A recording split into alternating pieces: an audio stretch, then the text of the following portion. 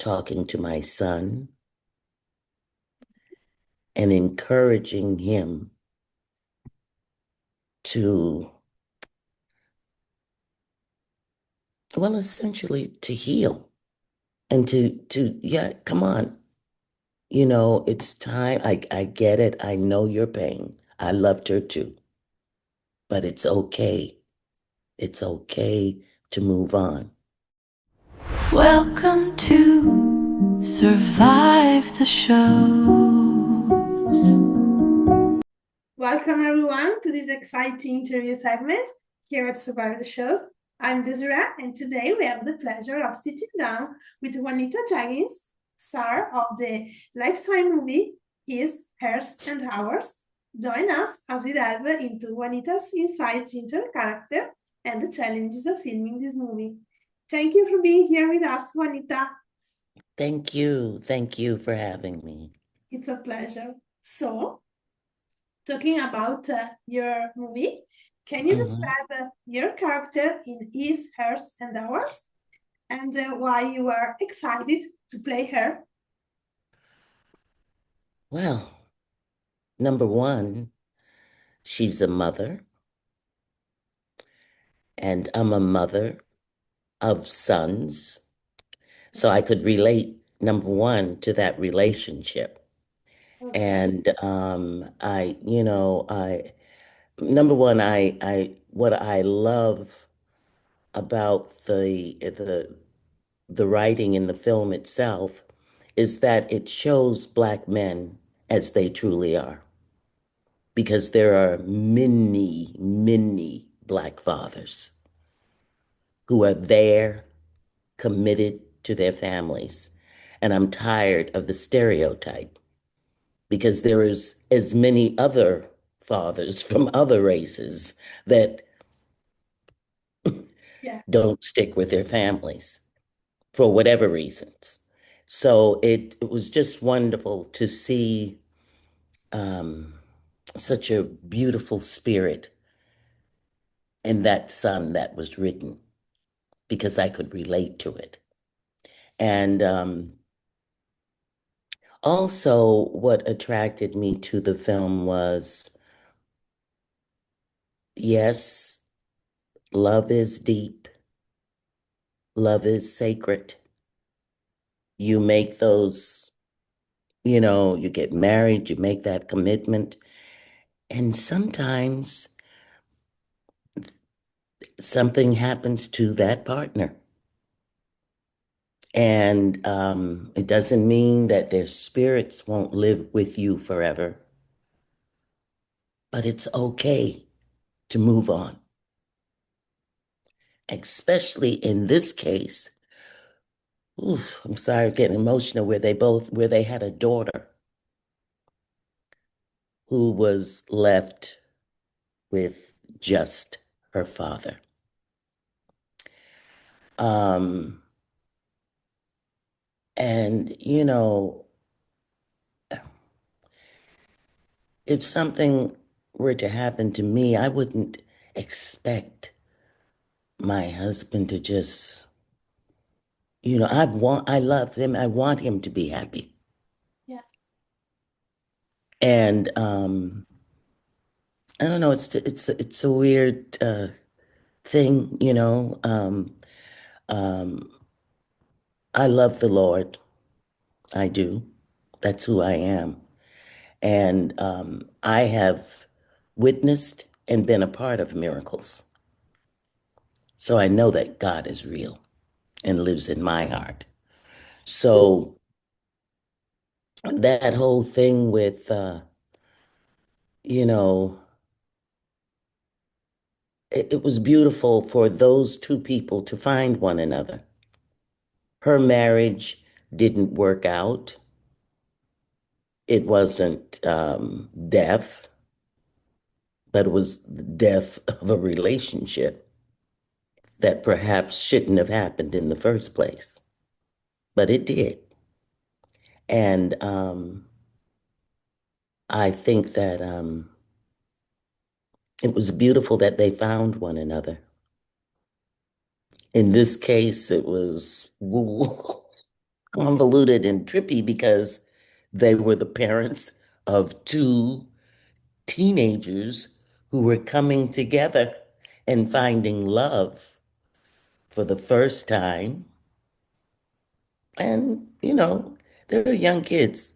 It may have been, you know, just that, their first love. But I believe their coming together was what brought that was used as the catalyst to get the parents together and for them to find happiness in their adult life. Because we don't know today or tomorrow when our last day on this surface is. So I just thought it was so nice to see a beautiful love story. And it wasn't just limited to man, woman. It was the love of of a mother for her son, son for the mother, the granddaughter for the all of that, all of those pieces that form together and create a heart. And so I really, I thought it was a beautiful piece, a sacred piece. And I'm in this, uh, uh,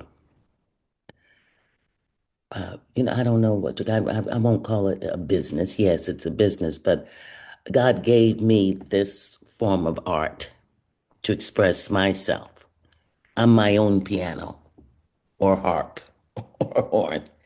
And I do this to create a space of healing for people, joy, all of that, as well as for myself. Um, there's only, I hate the term star. There's only one star, and that's above the one who created it all. I hate that word. We're artists and we're collaborating, all of us.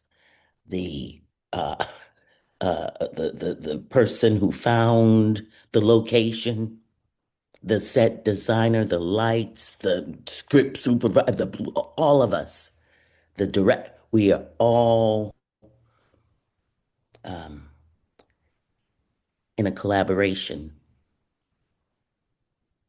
you know, um, to prayerfully help people feel.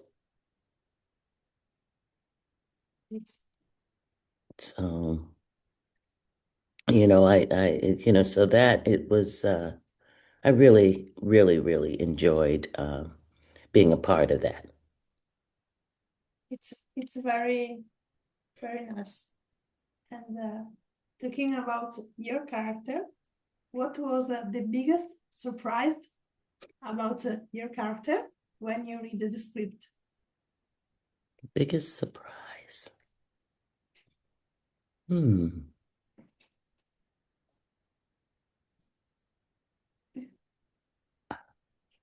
I don't know. Um, hmm. I'd have to think about that a little further because I don't really know if there were any surprises, Okay, okay. especially at my age. Eh, I've lived, and as I say, I've witnessed and been a part of miracles. So I don't know if there was a surprise about her, but um, I was just happy to have a space to in a character that was almost a mouthpiece for what I feel, especially that relationship with my granddaughter. You know, Number one, let me just say this.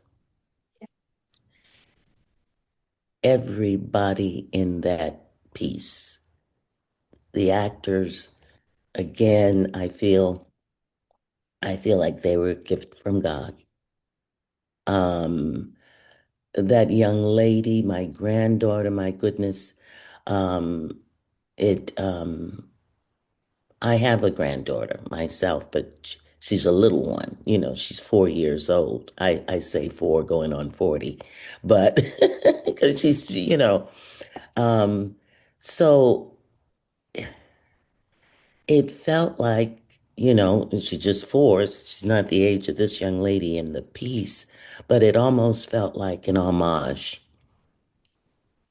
to my granddaughter and to my grandson, who is going on 2 in April. Oh, It felt like an homage because if something were to happen to me today or tomorrow, when they watch that film as an adult or teenager,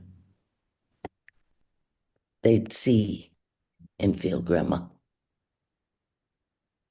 because that's what we use as actors ourselves, either something that we've lived or observed. And I'm not a, you know, I have friends, but I'm a loner too. I enjoy being by myself or places that I go to sit and observe. I have eateries, I have parks, I have places where I go and I just sit, I watch, and I meet new people. yeah, And so great. I don't know if I answered your question or if I just went on and on and on, but You that's answered the question. Absolutely. And which scene in this movie do you think reveals the most about your character's inner life and why? say that again. What Which scene in the movie do you think reveals the most about your character's soul and why? which scene reveals the most?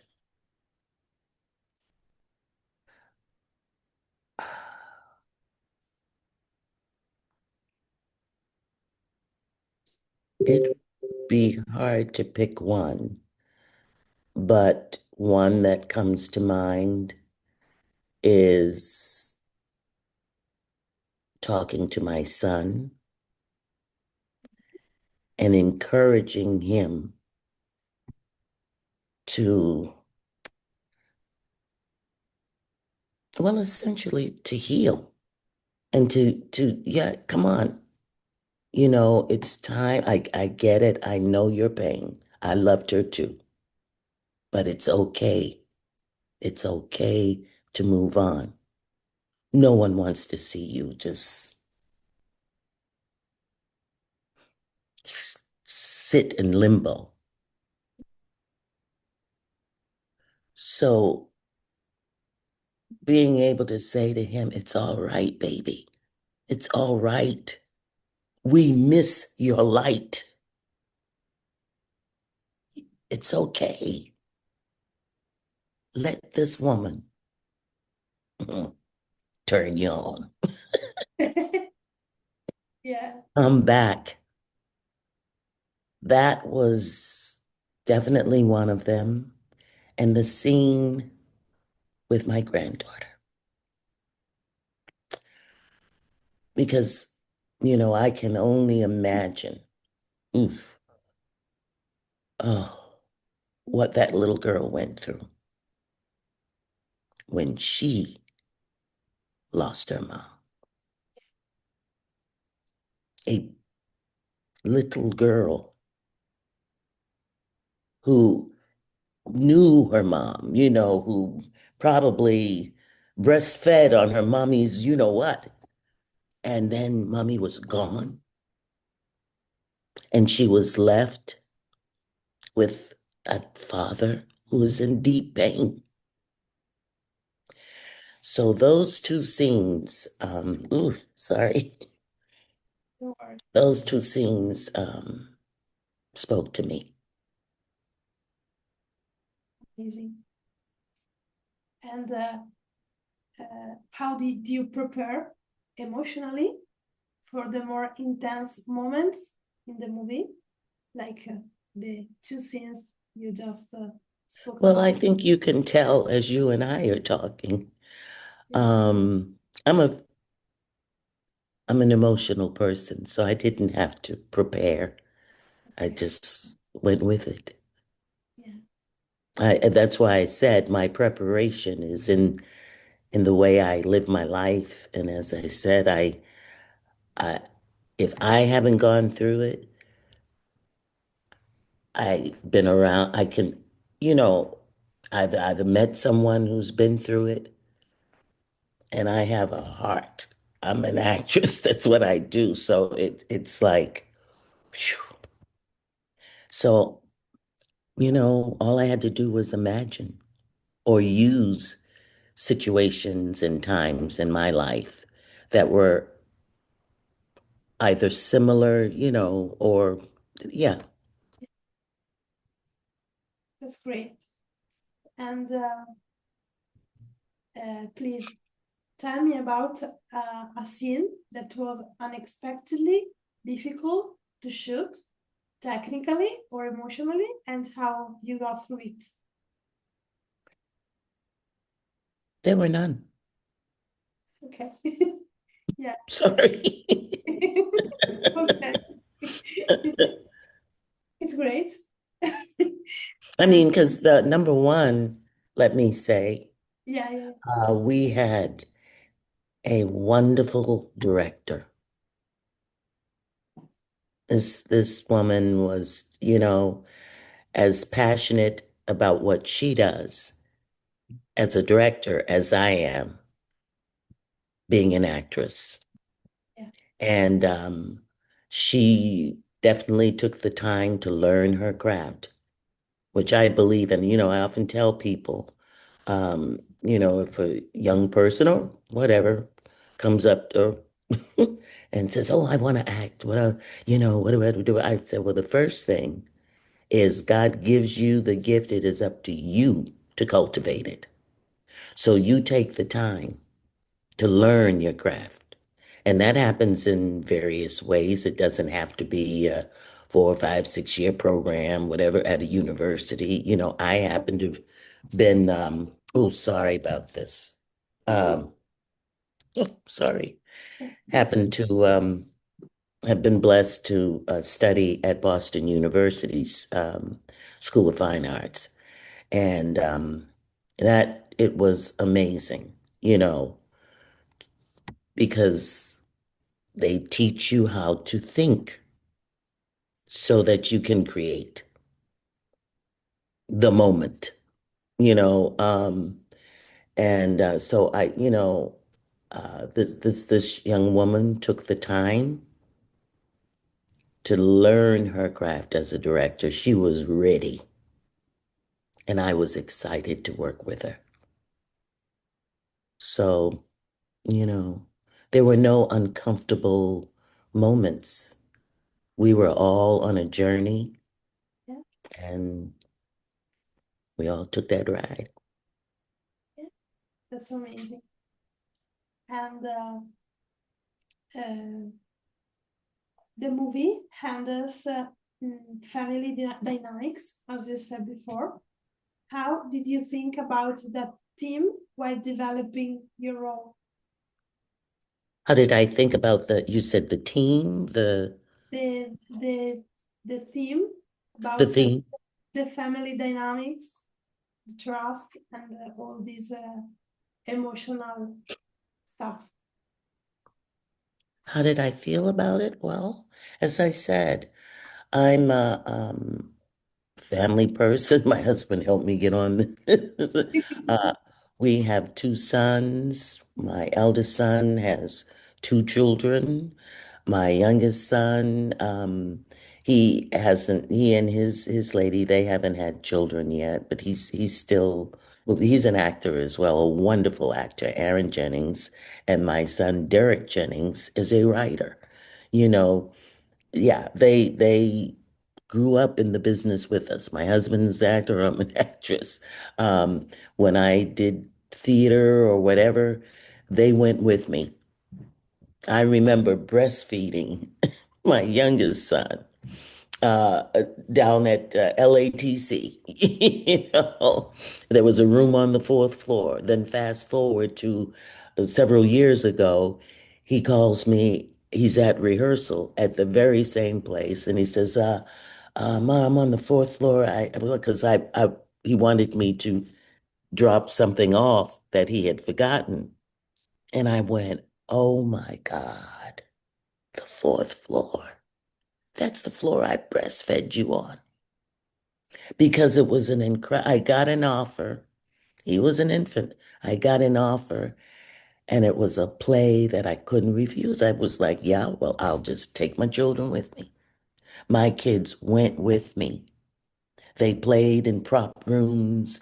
They played with, other kids, Yeah. You know, I remember the son that's an actor was with me as maybe he was like 10, 13 when I did an August Wilson play. And August was there during the rehearsal process. And he was running around playing with the director's son. They were both the same age, you know. And,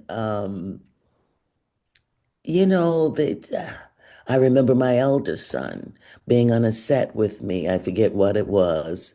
And I went away to do something and I was walking back on set and I saw him sitting on the edge of my director's chair, the seats, the chairs they have for us.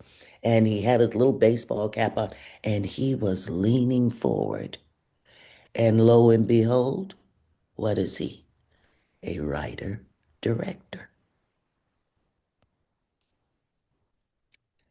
The fact that Aaron, who was playing around,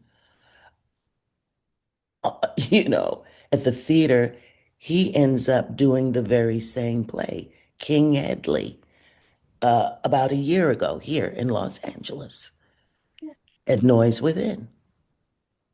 And I sat and I went, wow. We weren't of that ilk that, I don't want you in this business. I don't, don't. Hey, whatever you decide is your passion, we want you to go for it. We will support it and we will help you through it as much as we can. But let it be your passion because this business will eat you up if you don't put it in perspective. You know, I don't put it over my family at all. It's cute. I love it, but no one can take my heart away.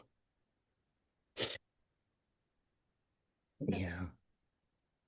And talking about this movie, how do you hope viewers will react to this story and what will take away after watching it? What do I like about the story? And Did you? what do you hope viewers will react after this story and what will take away after watching it? Okay, I am sorry. I because I don't it's hard for me to understand your accent, but what do I speak slowly because I don't What do you hope viewers will take away after watching? what is it? What do I hope right after that? I don't know what you're saying. Viewers, the people who watch the movie, Viewers, okay. yeah. What do you hope viewers will react after watching this movie? What we will take away? What they will take away? Well, almost what I just said, Yeah. that love and family is important. Doesn't matter what you drive, where you live, how much money you have in the bank. Because if you don't have love or give love to others, Yeah. you're a waste of space because we are here to love and serve one another. And, that takes different forms, but, you know, love, open your heart and give it and receive. And so that's pretty much what I um, gather from this project. That's what they're talking about. It's okay. It's okay to love. You should open your heart. And a lot of people have it staring them right in their faces, and they're blind, right in their faces. And there's all kinds of love. And family doesn't have to be blood. In fact, a lot of times, you know, people feel closer to someone that is not their blood, but it could be a neighbor, a stranger, someone that you meet for a day and never see again. But take that moment and open your heart to the love they're giving you at that moment. Yeah. And I just don't think we do that enough or give it enough. Yeah. Cute. And talking about your career in general, uh, Hmm. looking back at your early career, uh, which movie or project do you think was your breaking point? Oh, I can tell you that right off. It's interesting that you should ask because I placed a call to the director of this project the other day. I hadn't seen or talked to him in years. And it was a project I did about a Black family that was, it wasn't another stereotype because we get a lot of those over and over and over again, um, called Laurel Avenue. And it was an HBO miniseries. And I believe really it was the first time we saw a family. It was a miniseries. And, the parents it was a working class family. They weren't necessarily, um, I was a twin. We weren't identical, honestly. Um, my twin played by the incredible Rhonda Stubbins, who is now with God. I'm sorry. Um, we played twins, and she was a single mother uh, raising her kids, and I was a cop about to be promoted to police sergeant. And my character was married to a white man. We loved each other. We didn't have children. So my sister's children essentially, in a sense, became like mine.